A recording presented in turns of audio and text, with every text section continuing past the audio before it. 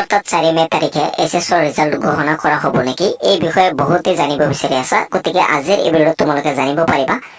কাৰণ বহুতেই এতিয়ালৈকে কনফাৰ্মেশনটো পোৱা নাই গতিকে আজিৰ এই ভিডিঅ'ত তোমালোকে জানিব পাৰিবা যিসকলে নেকি ইতিমধ্যে গম পাই গৈছা তেওঁলোকৰ কাৰণে এই ভিডিঅ'টো নহয় আৰু যিসকলে নেকি জানিব বিচাৰি আছিলা কমেন্টৰ জৰিয়তে বহুতে সুধি আছিলা বা বহুতে অফলাইনৰ জৰিয়তে সুধিছিলা গতিকে যিসকলে জানিব বিচাৰিছিলা তেওঁলোকৰ কাৰণে এই ভিডিঅ'টো বনাই আছো যাতে কনফাৰ্ম খবৰটো তোমালোকে এই ভিডিঅ'টোৰ জৰিয়তে পাব পাৰা গতিকে ভিডিঅ'টো সম্পূৰ্ণৰূপে চালে তোমালোকে কথাখিনি ধুনীয়াকৈ গম পাই যাবা চেনেলত প্ৰথমবাৰলৈ চেনেলটো সাবস্ক্ৰাইব কৰি ৰাখিবা পৰৱৰ্তী ভিডিঅ'সমূহৰ নটিফিকেশন পাবলৈ এছএছৰ ৰিজাল্ট চেক কৰিবলৈ হলে তোমালোকে এটা এপ প্লে ষ্টৰৰ পৰা ডাউনলোড কৰি ল'ব পাৰা তোমালোকে আহি সাৰ্চ কৰি দিবা আসাম 12th ৰিজাল্ট বুলি 2024 বুলি তোমালোকে প্লে ষ্টৰত যদি আহি সাৰ্চ কৰা এটা এপ পাই যাবা তোমালোকে ইয়াত হয়তো দেখা পাইছা এইটো তোমালোকে কি কৰি ল'বা ইনষ্টল কৰি ল'বা মোবাইলত ইনষ্টল কৰাৰ পাছত তোমালোকে কি কৰিব লাগিব মই তোমালোকক দেখুৱাই দি আছো ইনষ্টল কৰাৰ পাছত তোমালোকে কি কৰিবা ওপেন কৰি ল'বা এপখন ওপেন কৰাৰ পাছত তোমালোকে কি কৰিব লাগিব সাৰ্চ বাৰত আহি আসাম বোৰ্ড তোমালোকে সাৰ্চ কৰি ল'বা নহলে তলৰ পৰা তোমালোকে আসাম বোৰ্ডখন সিলেক্ট কৰি ল'বা আসাম বোৰ্ডখন সিলেক্ট কৰাৰ পাছত তোমালোকে তলত তোমালোকে হয়তো দেখা পাইছা 12 ক্লাস বুলি লিখা আছে এইটো তোমালোকে সিলেক্ট কৰিবা কৰাৰ পাছত তোমালোকে ইউৰ ৰিজাল্টত ক্লিক কৰি চেক নাওত ক্লিক কৰি তোমাৰ ৰিজাল্ট চেক কৰিব পাৰিবা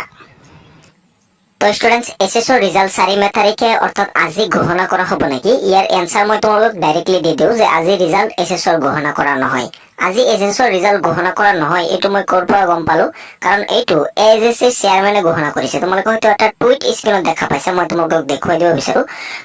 নহলে হয়তো তোমালোকে সোশ্যাল মিডিয়াত এসএক বোৰ্ডৰ চেয়াৰম্যানৰ কথা হয়তো তোমালোকে দেখা পাইছা ভিডিও ক্লিপটো হয়তো দেখা পাইছা তেও স্পষ্ট ৰূপে ঘোষণা কৰিছে যে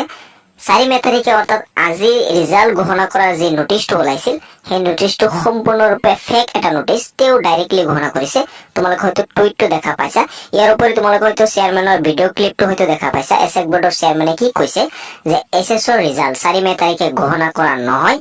এসএসৰ ৰিজাল্ট 10 মে তাৰিখৰ আশে-পাশে ঘোষণা কৰা হ'ব অলপ কাম বাকি আছে তেওঁলোকৰ এতিয়াও কামখিনি শেষ হ'লে এসএসৰ ৰিজাল্ট ঘোষণা কৰা হ'ব আৰু এটা এক্সপেক্টেড ডেট মানে তেও দিছে যে 10 মেৰ আশে-পাশে এসএসৰ ৰিজাল্ট ঘোষণা কৰা হ'ব আৰু এইটোই হল একেবাৰে সঠিক আৰু 100% ৰিয়েল খবৰ যেটো নিউজ ইতিমধ্যে ওলাইছিল বা যেটো নোটিছ ইতিমধ্যে ওলাইছিল যে এসএসৰ ৰিজাল্ট 4 মে তাৰিখে ঘোষণা কৰা হ'ব এটো সম্পূৰ্ণৰূপে ভুৱা এটা নিউজ বুলি তেও স্বীকাৰ কৰিছে আৰু তোমালোকে হয়তো দেখা পাইছা আৰু মই আজি এই ভিডিঅ'ত তোমালোকক স্পষ্টৰূপে জনাই দিব বিচাৰো এসএসৰ ৰিজাল্ট 4 মে অৰ্থাৎ আজি ঘোষণা কৰা নহয় বহুতে কনফাৰ্ম নিউজটো জানিব বিচাৰিছিল গতিকে আজিৰ এই ভিডিঅ'ত জনাই দিছো যিসকলে নেকি এতিয়ালৈকে গম পোৱা নাছিলা সেইসকলক মই জনাই দিছো এই ভিডিঅ'টোৰ জৰিয়তে যে আজি অৰ্থাৎ 4 মে তাৰিখে এসএসৰ ৰিজাল্ট ঘোষণা কৰা নহয় তোমালোকৰ ৰিজাল্ট 10 মে তাৰিখৰ আশে-পাশে ঘোষণা কৰা হ'ব বুলি এসএক বোৰ্ডৰ চেয়াৰম্যানে ঘোষণা কৰিছে যেতিয়া অফিচিয়েল আপডেট আহি যায় মই তোমালোকক নিশ্চয় জনাবলৈ চেষ্টা কৰিম তাৰ বাবে চেনেলটো সাবস্ক্ৰাইব কৰি নটিফিকেশন বেলটো অন কৰি ৰাখিবা